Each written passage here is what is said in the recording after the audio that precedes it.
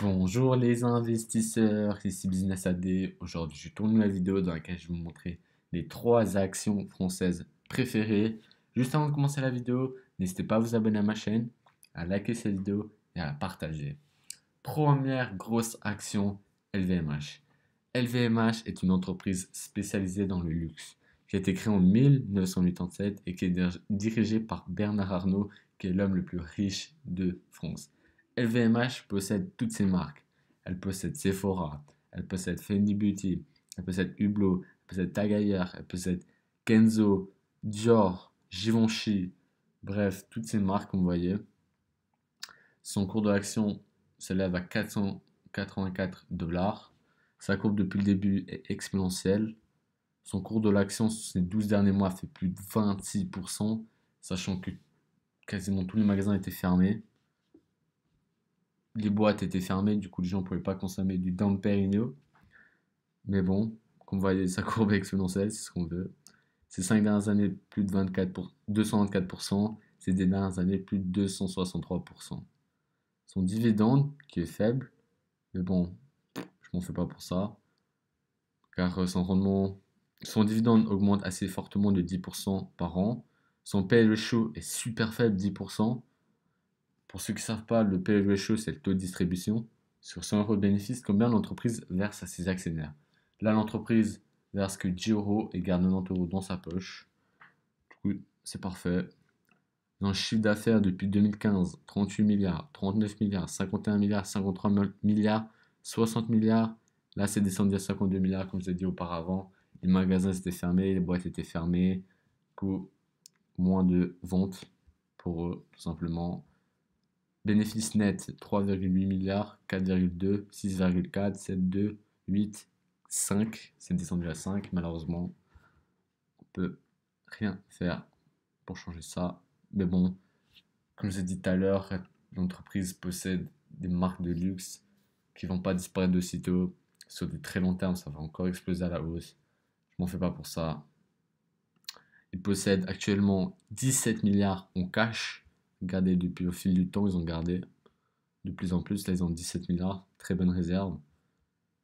Euh, les totaux des actifs, enfin le total des actifs, comme on dit, 62, 62, 83, 85, 108, 116 milliards sur 40 milliards, non, sur 74 milliards de passifs et possède 42 milliards de fonds propres, ce qui est pas mal. Maintenant, passons à la deuxième. Deuxième, L'Oréal.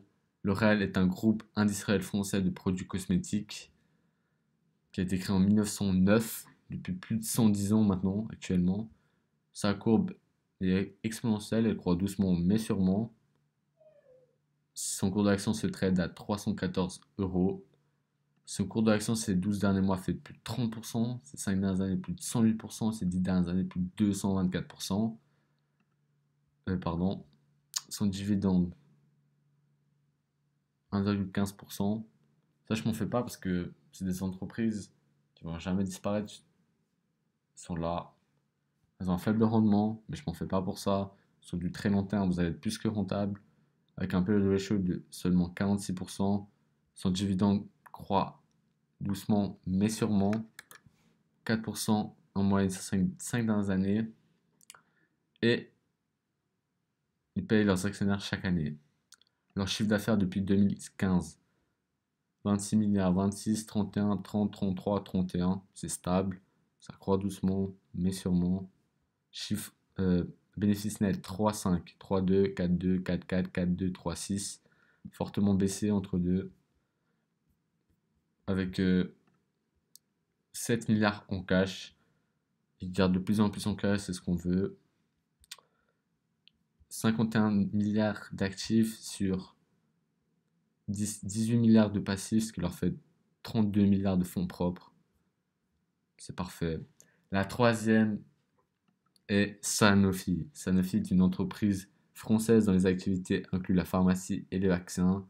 Dans le secteur de la santé, occupe le troisième rang mondial selon le chiffre d'affaires, mais seulement le 11e pour la capitalisation boursière.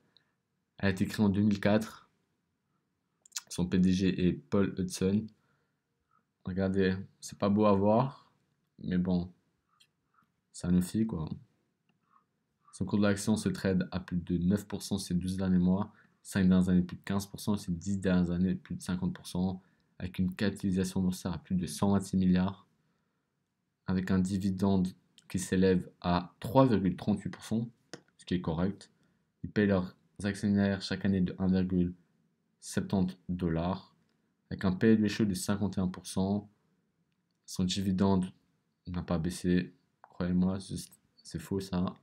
Qu'un chiffre d'affaires depuis 2015 qui croît sans arrêt 37, 36, 43, 40, 42, 44, avec un bénéfice net qui s'élève à 13 milliards cette année, alors que l'année passée ils étaient à 3 milliards. Plus de 10 milliards de bénéfices nets dans leur poche. C'est juste énorme.